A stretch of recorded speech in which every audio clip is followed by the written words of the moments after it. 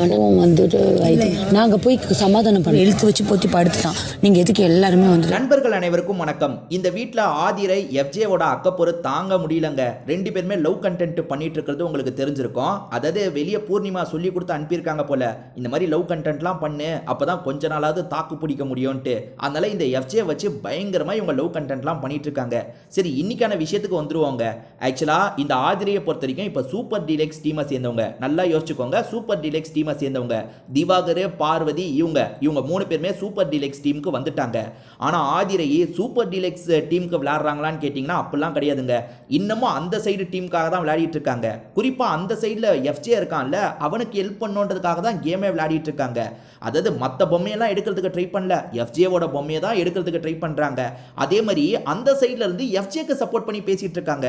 ஏமா நீ நம்ம டீம்ல இருக்கமா, நமக்கு தான் சப்போர்ட் பண்ணி பேசணும் போது அப்படிலாம் இல்லை, நான் நியாயம் எங்க நடந்தாலும் நியாயம் பக்கம் தான் நிற்பேன், எந்த சைடு அதர்மம் நடந்தாலும் எதிர்ப்பேன், நியாயம் எந்த பக்கம் இருக்கோ அங்கே தான் இருப்பேன்ற மாதிரி ஆதிரை பயங்கரமா பேசினாங்க. இவங்க அப்படியே அதர்மத்தை கண்டு பொங்கி இருக்கிறத நம்ம நிறைய பார்த்துருக்கோம்ல. எஃப்ஜேக்கு ஒன்றுனா முன்னாடி வந்துருவாங்கங்க, எஃப்ஜேக்கு ஒன்றுனா முன்னாடி வந்துருவாங்க. அவன் இருக்கான் பார்த்தீங்களா, இவங்களுக்கு ஏதாவதுனா முன்னாடி வந்துருவான். அதுவும் அவன் லூஸ் ஸ்டாக்கை சரியா விடுவான். இதாவது பரவாயில்ல, சண்டை தான் போடும். அது சரியான லூஸ் ஸ்டாக்கு பைத்தியம், லூஸ் ஸ்டாக்காக விட்டுட்டு இருப்பான். எவ்வளோ பேரை இஷ்டத்துக்கு திட்டிக்கிட்டே இருக்காங்க.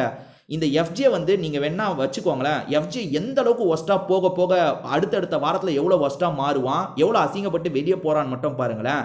எல்லா தப்பையும் பண்ணிட்டாங்க. பண்ணிட்டு இப்போ இவன் போய் அழுவுல இவன் போய் பெட்டில் படுத்துட்டான், என்கிட்ட பேச மாட்டான் அப்படின்ற மாதிரி ஆதிரை உட்காந்து தனியாக பர்ஃபார்மன்ஸை கொடுத்துட்ருக்காங்க.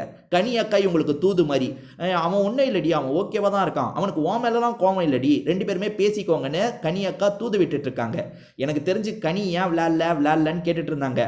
இப்போ கனி விளையாடுற விளையாட்டை பார்த்தா, அக்கா நீங்கள் விளையாடாமல் கிச்சனில் வேலை பார்க்குறது தான்க்கா நல்லது, கிச்சனில் போய் பேசாமல் வேலையை மட்டும் பாருங்கக்கா.